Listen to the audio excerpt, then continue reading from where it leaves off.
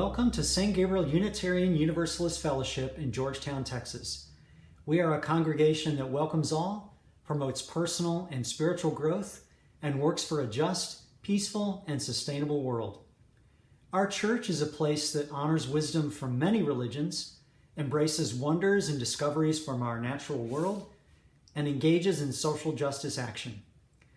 We are happy to have you join us today, whatever time it may be, and I encourage you to find out more about St. Gabriel UU and get involved through our website at stgabrieluu.org. You can also go there to sign up for our weekly email newsletter called The Messenger. That'll tell you about what's happening in our congregation. Find out more about the Unitarian Universalist Association. That's the larger organization of which we are a part at uua.org. Hi, I am Kelly, and this is my daughter Nola, and this is our new puppy Spark, and we will be doing the lighting of the chalice. Little flame, light the tender kindling of our souls, and soon a roaring blaze shall be of warmth and love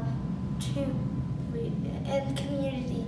From this little spark, may a fire of passion spread from our heart to heart, and light our way, sweet spirit, and light our way.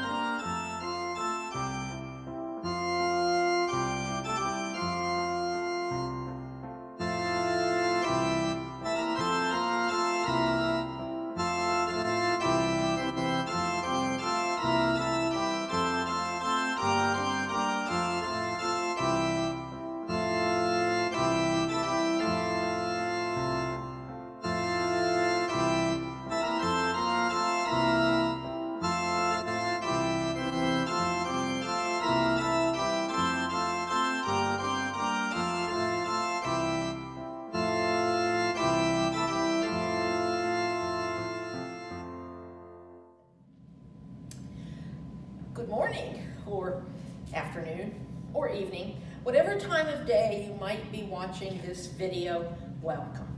I am Reverend Sandra Ingham, interim minister here at San Gabriel Unitarian Universalist Fellowship. Today I want to share a letter with you that was sent to me anonymously, and then we will imagine how we might respond to it, if we could. The opening words are taken from Unitarian Universalist minister Rebecca Parker, one of my mentors and role models. This is from a book of essays of Parker's titled Blessing the World. Parker writes that we have two great religious tasks in our time. One is protecting and sustaining endangered knowledge, her phrase. The knowledge that we are at risk of forgetting or even never coming to deeply know is that to be a human being is to live in a world that has richly provided for us, a world that we are to steward. We must not lose track of the knowledge that our presence matters, or we fail to act as a people who are a blessing to life. The fullness of who we are as human beings is endangered knowledge in our culture. Learning to endure the shamanistic journey is our other great religious task. In a shamanistic journey, one moves into the places of grief intentionally. One moves into the places of grief, pain, loss, and breakdown, faces squarely the losses we have suffered and the dangers we face, and discovers afresh the capacity to feel one's longings and passion for life and one's vision for what can be. The shamanistic journey brings about the kind of transformation in which we let go of what has been and enter into a place of new knowledge and new vision. End of Parker's words, but what better time than in the middle of a pandemic and a coming to terms, trying to, with what we have done, racism related in this country, what better time to enter into a place of new knowledge and new vision. So please join me in saying the words of this congregation's affirmation, words that affirm its mission. And your mission statement says, we are a congregation that welcomes all, promotes personal and spiritual growth, and works for a just, peaceful, and sustainable world.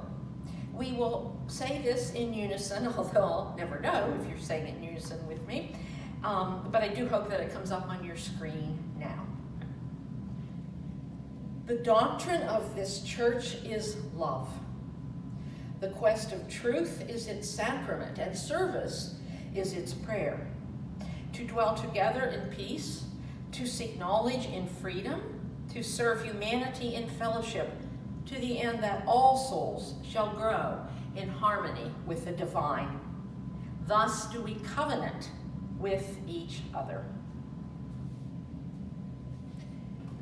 I am delighted to welcome Karina Whitaker-Lewis, our Director of Religious Education, for this part of our service.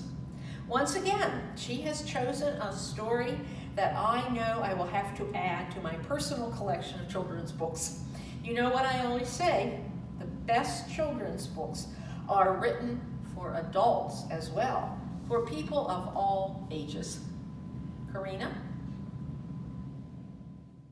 Thank you, Reverend Sandy, and good morning, everybody. I've got a wonderful story that I can't wait to share with you today, so let's make our guesses about what might be in the Wonder Box. Shake it around, a little bit noisy. Tell someone near you what you think might be in here. I'm going to open it up. And it's a dog collar, little tag and everything. And in our RE time on Zoom, that's one great thing that we've been able to do is share our pets with one another and talk about, their names and how they act and how much joy they bring us. And I've got a story about pets. Strictly No Elephants, written by Lisa Manchev and illustrated by Tiyun Yu. The trouble with having a tiny elephant for a pet is that you never quite fit in. No one else has an elephant. Every day I take my elephant for a walk. His is a very thoughtful sort of walk. He doesn't like the cracks in the sidewalk much. I always go back and help him over. That's what friends do, lift each other over the cracks. Today I'm walking my tiny elephant to number 17. It's a pet club day and everyone will be there. Come along, there's a good boy. I coax him the last few feet. It'll be fine. When I look up, there's a sign on the door. Strictly No Elephants. My tiny elephant leads me back to the sidewalk, never minding the cracks. That's what friends do. Brave the scary things for you.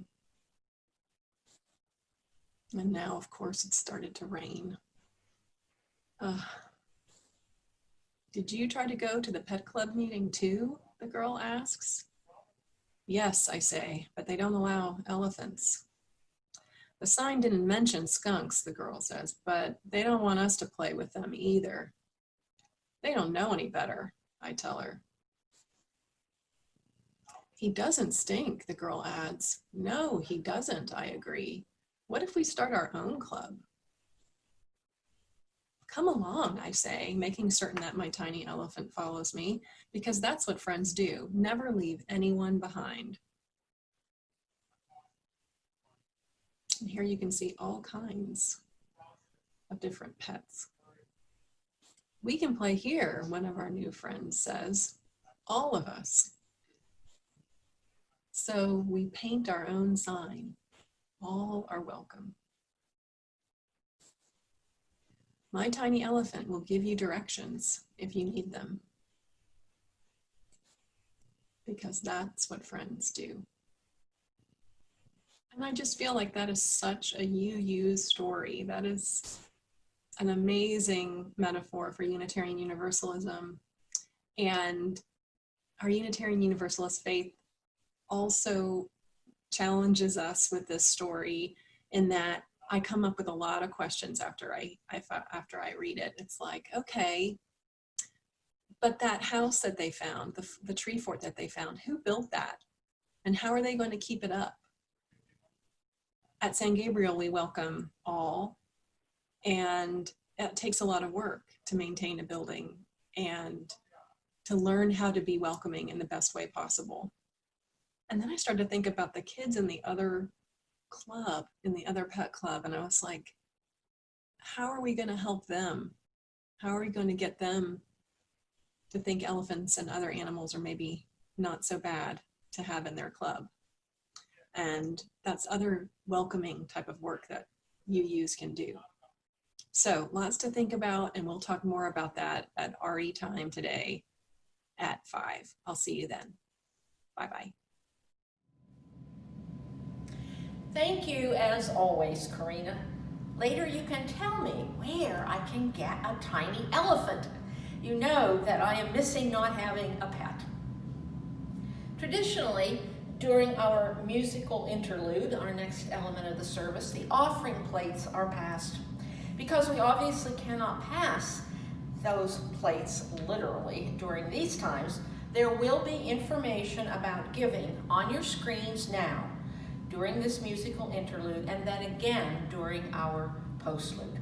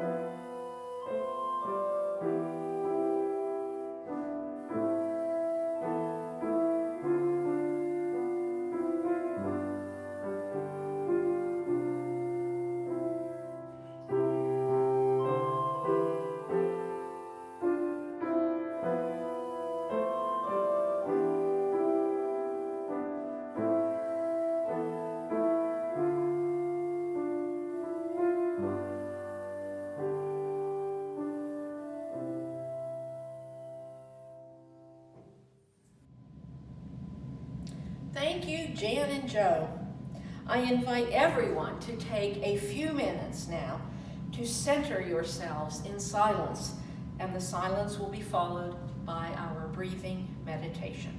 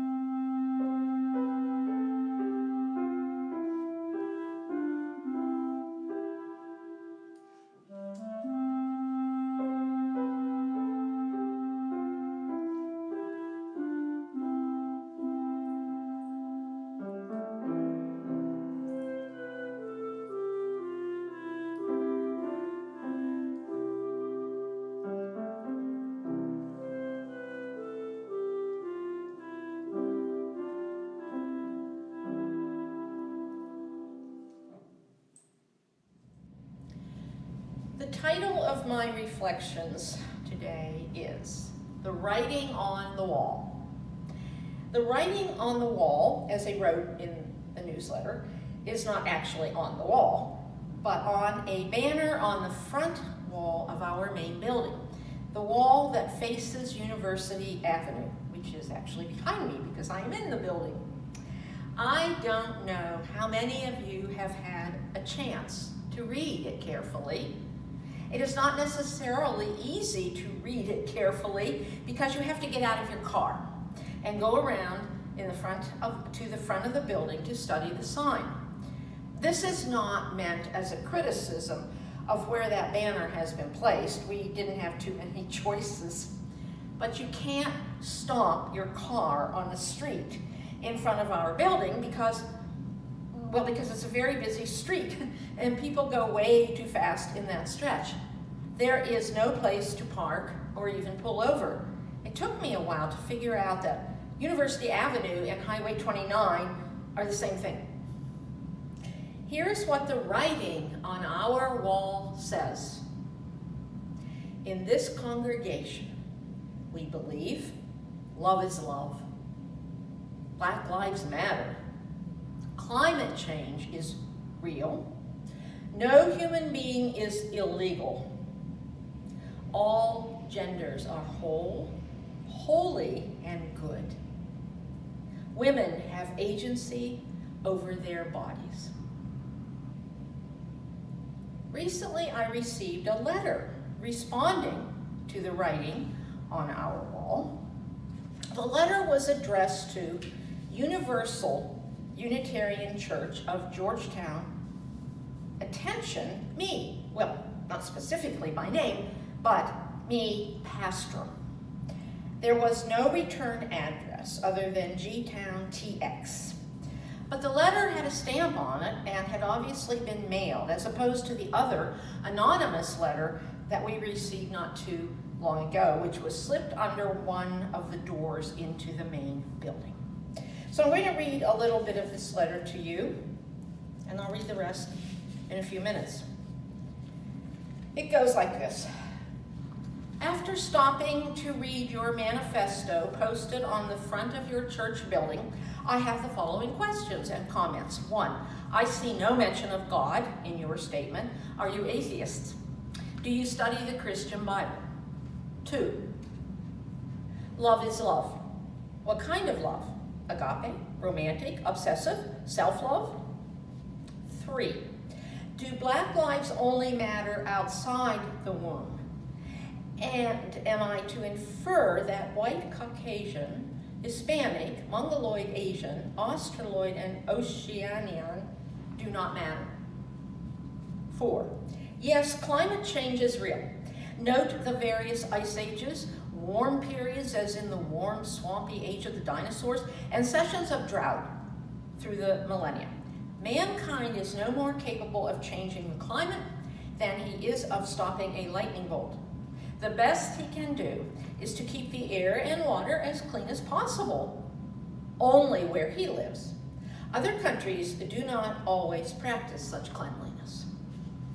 5, all countries have stated borders, and most houses have fences, and all have doors to provide safety for those within. If someone breaks through a border, knocks down your door, eats all your food, takes all your money, steals your clothes, and perhaps even kills your children, has that person not committed a crime, an illegal act? Will you act to defend you and yours, or simply bow to anarchy and the power of the mob? No society can successfully exist without law and order. 6, there are 2 genders, male and female. All other manifestations require both physical and mental manipulation. 7, women do indeed have control or agency, as in a body of government, over their own bodies. They do not have control over the life growing in their womb. That life belongs to another human being. How do we respond to such a letter? We can't literally respond to it because the writer only put thoughts from a neighbor at the end, And as I said, there was no return address. Despite that, we can respond. We do respond. We respond all the time. You respond by serving this church, this fellowship, this community, this congregation, whatever word you want to use to describe the actuality of San Gabriel Unitarian Universalist Fellowship.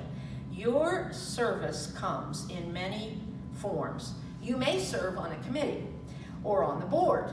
You serve every time you write your pledge check and or put money into the offering plates when it is possible to do that. You serve consistently when you participate in any number of social justice actions.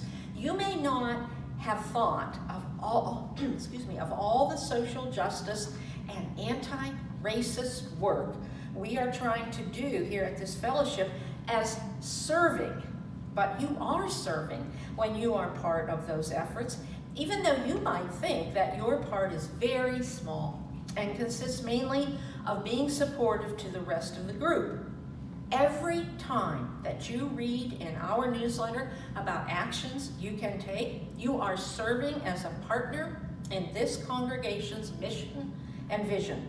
Every time that you show up at a Zoom meeting, such as the recent UU Life meeting, you are standing in solidarity with all of us.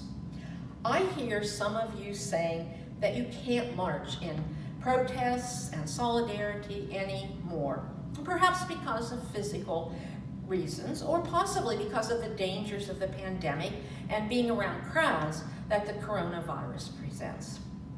When I hear some of you saying that your marching days are over, that your days of being an active social justice person have probably ended, I want to say to you that you are still serving the causes of social justice that this congregation undertakes by voicing your collusion with us and by showing up for meetings and by your financial support. I am saying that your very presence here at SGUUF is an important way of serving this congregation, important and necessary.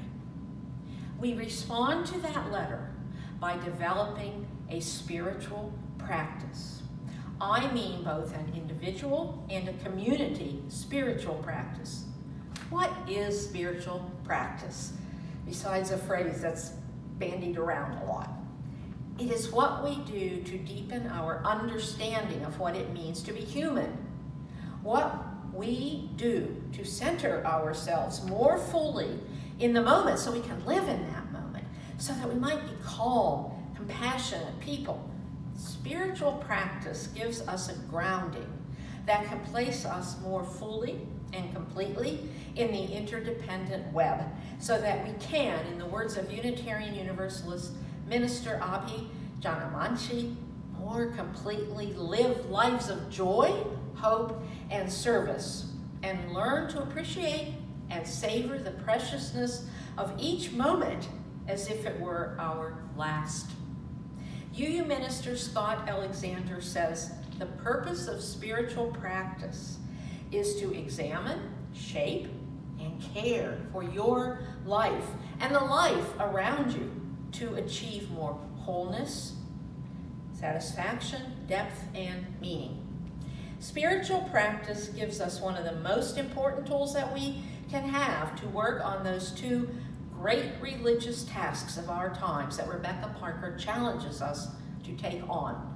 The fullness of who we are as human beings is endangered knowledge in our culture, and the shamanistic journey of who we are, the shamanistic journey brings about the kind of transformation in which we let go of what has been and enter into a place of new knowledge and new vision.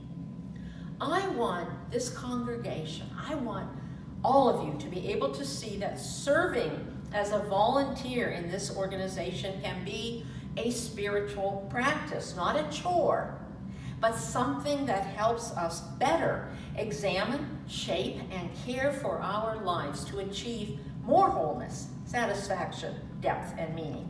and I'm sure I'll have more to say about this in upcoming weeks. How do we respond to that letter? By being unified in our mission, by being passionate about our vision, by constantly, consistently enlarging our circle. We respond in unity. Unity is so important. That does not mean, as I have pointed out before, that we will like everybody in the circle. We will love everyone, I hope, yes. Nevertheless, there will always be people who rub us the wrong way, or those whom we might put into the category of difficult people. Remembering that you might put people into the category of difficult people, but not everyone would do that. I learned so much useful information from the classes I took on Buddhism when I was in seminary. I don't always remember this knowledge, unfortunately, but am always happy to be reminded of it. When preparing these remarks, I came across one of those reminders. It was about that Buddhist tradition, and you can find this in other faith traditions too, that teaches us that everyone you encounter in your life, and perhaps especially those people you find irksome and difficult, are, in reality, bodhisattvas. Now, hopefully you'll remember that a bodhisattva, to really simplify it, is a Buddhist nun or monk. I am a bodhisattva. The Dalai Lama gave me my certificate. Bodhisattvas cannot reach enlightenment until every being in the world reaches enlightenment, so we have a lot of work to do. But those people that you find irksome and difficulty are, in reality, bodhisattvas who have chosen to incarnate, to embody in those particular forms that you are meeting them in to assist you on your spiritual journey.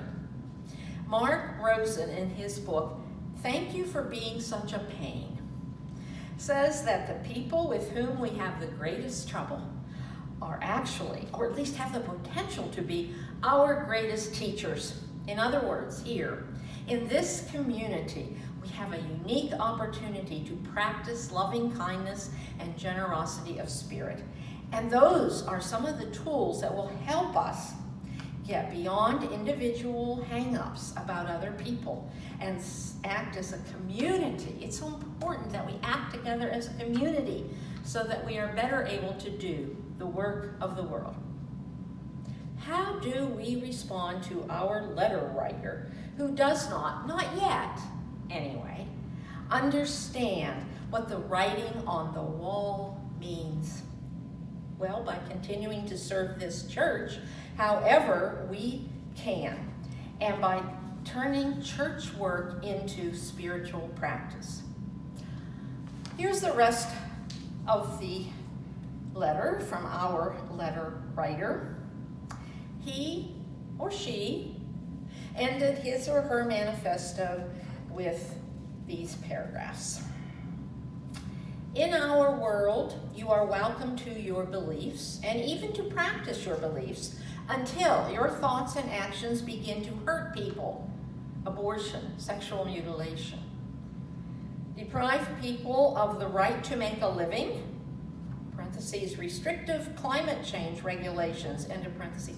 Endanger people's safety, parentheses, by refusing to enforce laws, end of parentheses, and practicing racism by selecting which lives matter. Your manifesto is frightening in its total lack of lucidity. I actually found that sentence almost hilarious because we are so often as Unitarian Universalists accused of being lucid and too much in our head.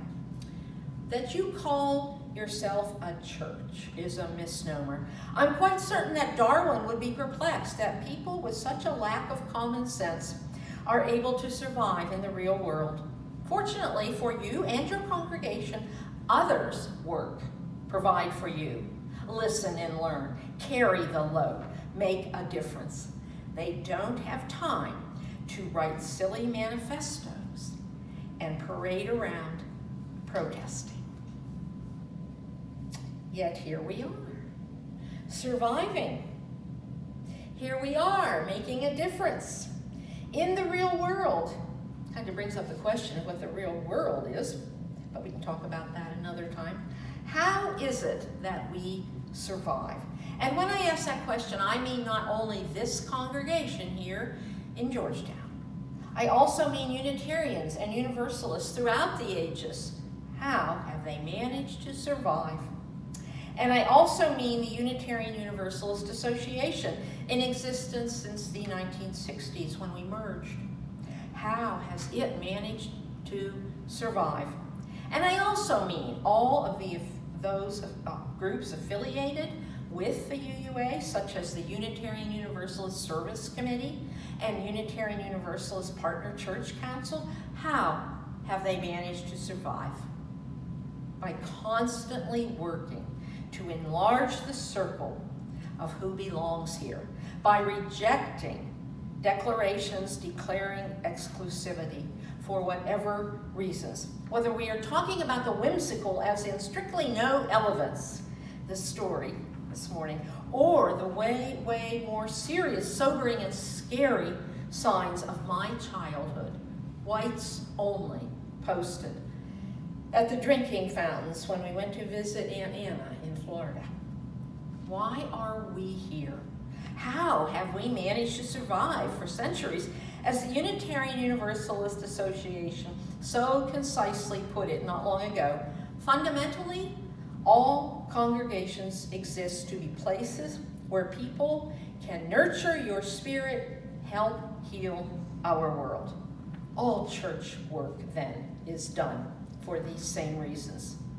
It is worth noting today that in his delightful, hopeful, practical, and not very big book, Serving with Grace, Lay Leadership as a Spiritual Practice, Reverend Eric Walker Wickstrom gives us 3 observations about the spirituality of church work. Observations that I will most likely talk more about someday. 1, it makes sense to see church leadership as a spiritual practice because church leadership is hard. 2, church leadership is a spiritual practice because the church is a spiritual institution. And 3, using the spiritual lens deepens and enriches our lives. Why are we here? How have we managed to survive in the real world all this time? Once more, I go back to those 2 religious tasks which Unitarian Universalists actually have been working on for their entire histories. Before Rebecca Parker put them in today's terms and language, the 2 great religious tasks of our times and of all times are 1, protecting and sustaining endangered knowledge. The knowledge that to be a human being is to live in a world that has richly provided for us, but a world that we are to steward, where we are to act as a people who are a blessing to life. The fullness of who we are as human beings is endangered knowledge in our present culture. And learning to endure the shamanistic journey is our other great religious task. In this journey, we move into those places of grief, pain, loss, and breakdown, and we face squarely the losses we have suffered and the dangers we face, and we discover yet again our longings and our passion for life and our vision for what can be. Shamanistic journey brings about that kind of transformation in which we let go of what has been and enter into a place of new knowledge and new vision. How and why do we respond to the anonymous letter writers of the world? How do we respond to words that our gut reaction wants us to ridicule, to dismiss as rubbish, stupid, senseless? How do we respond to hate and fear? By our songs, our words, our stories. We respond with our hopes, our dreams, our beliefs that a beloved community is possible right here on earth. This is your congregation's vision statement. Together we are building beloved community where all are valued. That's it. Together we are building beloved community where all are valued. whoever you are. Wonder, worshiper, loving, lover of leaving. Ours is no caravan of despair. Come, yet again come. Words written by the poet Rumi in the 1200s, the 13th century. Come, come, whoever you are. And we will welcome you, whatever the color of your skin, your gender identification, your sexual preference, your beliefs or non-beliefs, whether you are an atheist or not, whether you are contemplating giving birth or not, whether you grasp the totality of climate change or not, or fully understand that humans are affecting the climate by burning fossil fuels. And if and when you leave this community, come back. Come back whenever you are ready, and we will welcome you again. In the words of Rick Holt, come back into this beloved community of all creation that you can never really leave. Together, we shall overcome. We shall overcome. We shall overcome someday. Oh, deep in my heart, I do believe we shall overcome someday. Sing it out now in the closing hymn.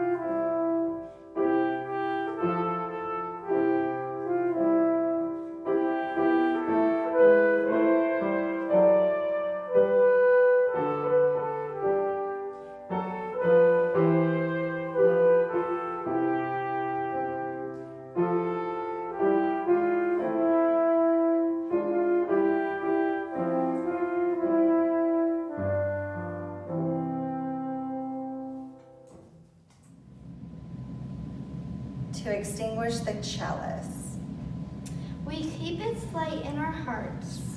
We extinguish this flame, but we keep its light in our hearts. With its message of love and justice, taking outside these walls to the world we live in until we are together again. And the light. Turn the light. The closing words are titled Beyond Borders, and they were written by Rick Holt.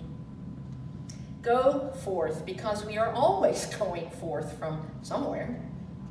Going from our homes, our childhoods, going from innocence to experience to enlightenment, going into mystery and questions, going into the desert, getting to the other side. Go forth. Leave behind the comfort and community of one place.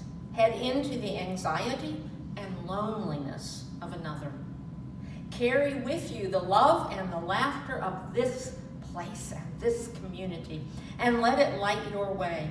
Carry with you the wisdom you learned and the good memories. May they give you strength for your journey. And when you have been away long enough, far enough, done what you'd set off to do, been there so long, that place too starts to feel like home. Come back. Come back to the one universal, everywhere and every when and every one. Inclusive home, this beloved community of all creation that you can never really leave. Amen.